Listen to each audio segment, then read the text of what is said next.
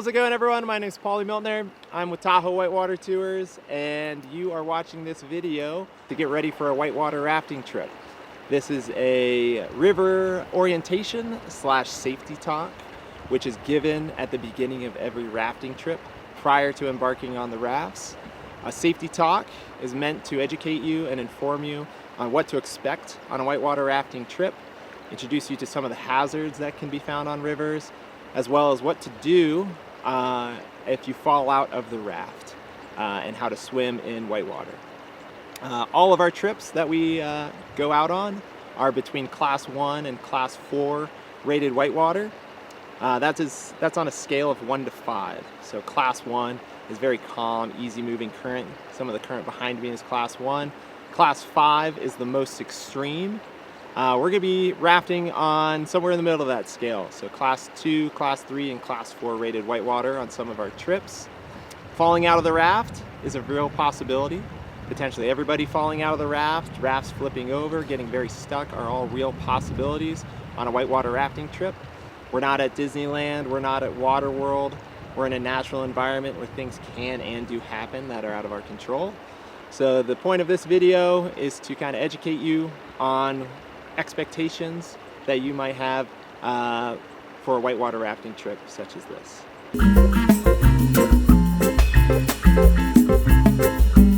All right, gang, in every river we see a whole bunch of hazards. Rocks, trees, fast moving currents.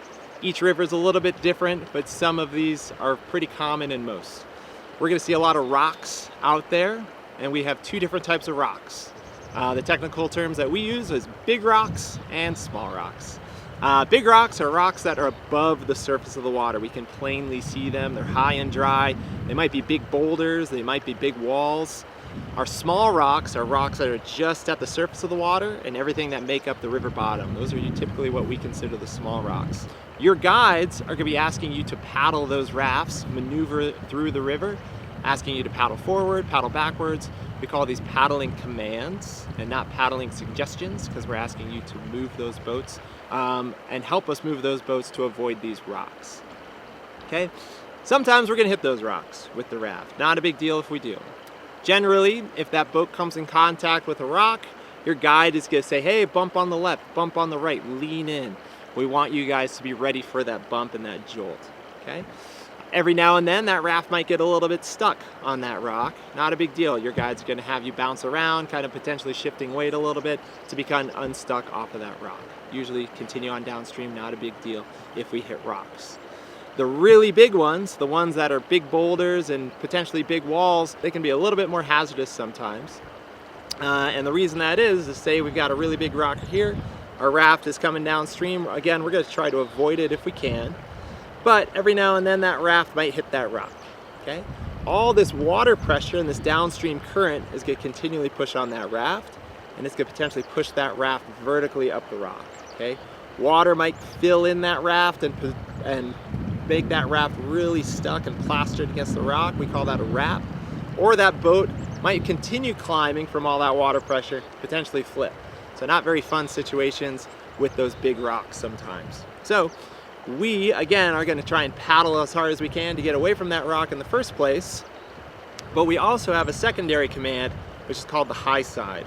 What the high side is as this raft is coming into that rock, potentially hits that rock, all this water pressure pushes that raft vertically, we have a command called the high side, and what that is we're asking everybody from this low side of the boat to climb, climb, climb, climb, climb, get all our weight up top here on the high side of the raft.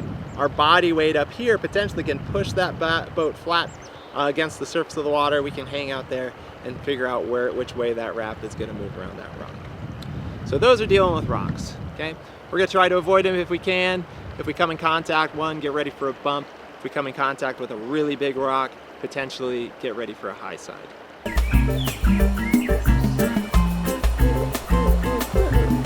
Another hazard that we find on the river commonly are tree hazards. Typically we have two different types of tree hazards.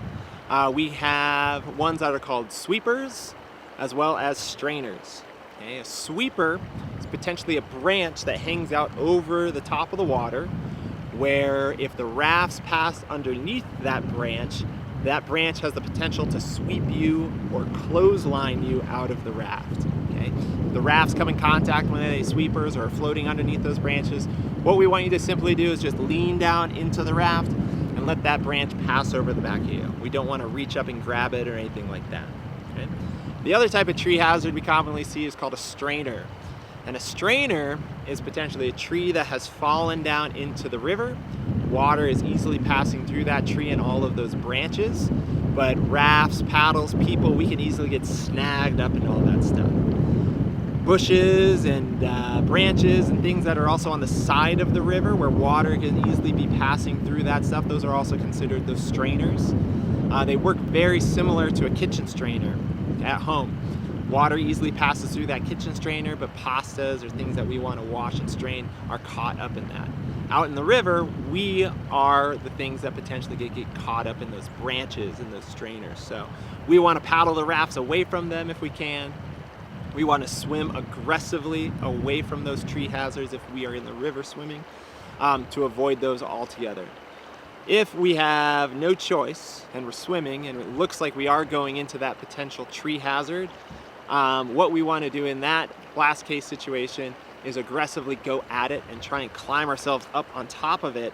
That way, if we do become potentially stuck, we're at least up on top rather than potentially underneath. So those are the tree hazards that we commonly see.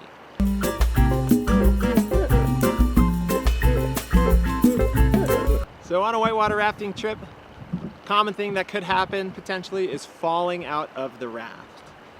What to do if you fall out of the raft? First thing you want to do is try to remain calm. You're wearing this very large flotation device. This is going to float you very well. This is called a personal flotation device, and it's designed to get you back up to the surface of the river, keep you up at the surface. Say you fall out of the raft though, and you're coming back up to the surface and you hit a big rubber thing on top of your head. You might be underneath the raft. Okay, not a big deal. You're really close to the raft, which is great. But if you're underneath the raft, what you want to do, you want to reach up with two hands and you just want to hand walk yourself out from underneath that raft. Okay, use both hands, pick one direction, and pop yourself out from underneath that boat.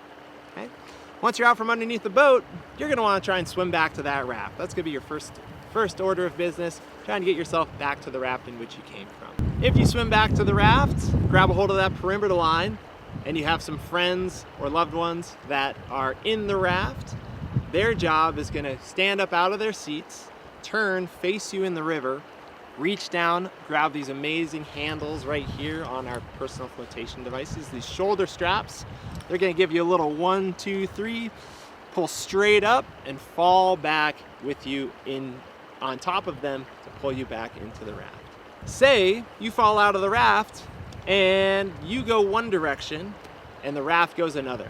Okay? You might be at the top of a rapid and you might have to swim through the remainder of that rapid. We have two different types of swimming techniques that we have out there on the river.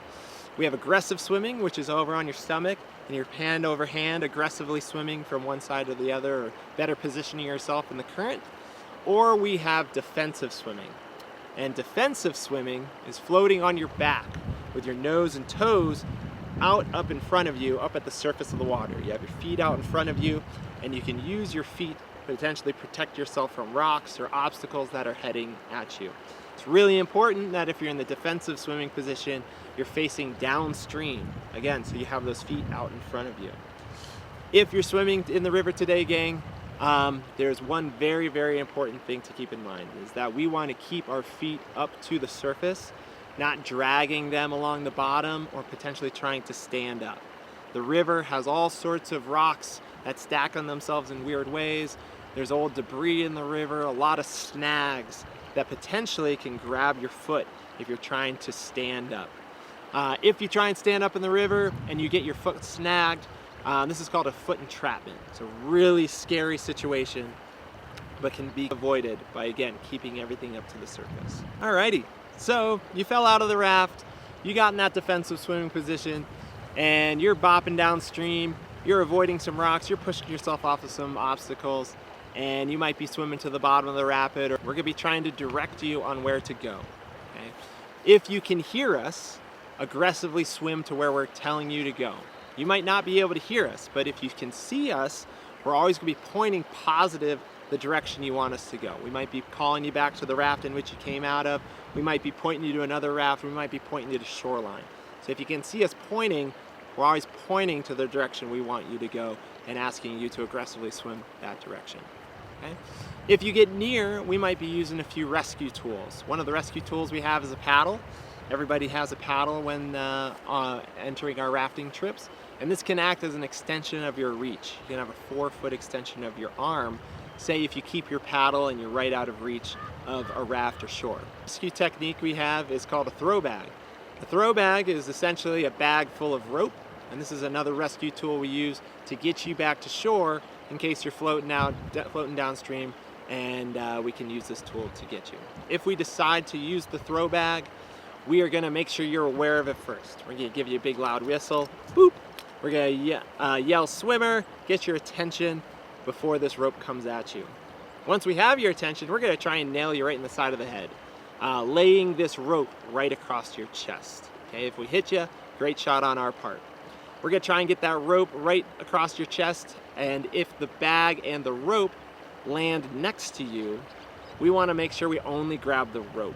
Okay, the rope, you'll have an instant connection to us, and we can start pulling you and penduluming you to shore.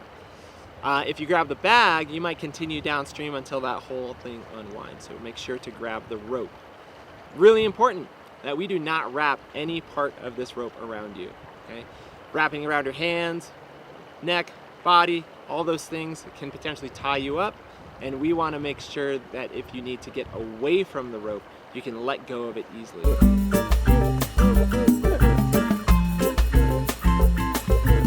Each river is a little bit different. Each river has their own set of hazards. So this video isn't meant to cover every single one, but some of the common things that are found on whitewater rafting trips. Before we go rafting, your guides are going to be asking you some questions concerning swimming ability. Does everybody in your group know how to swim? If not, no big deal, just let us know. If some of your members don't know how to swim or are not some strong swimmers, we're gonna still go rafting. It's just something we want to be aware of. Health concerns. If there's anyone with heart conditions, diabetics, asthmatics, anaphylactic shocks to bee stings, nut allergies, recent surgeries, bum shoulders, bum hips, any of those items that might be a concern for you participating in this activity, just let us know. We'd love to know that stuff ahead of time before embarking on a wilderness rafting trip. So let us know and we'd be happy to take you out. And again, thank you for listening and watching this video. Sweet. Let's show the best non-swimmer around right there. Yeah, right. Hey, Rusty boy! How many times, Rusty, do you know how to swim?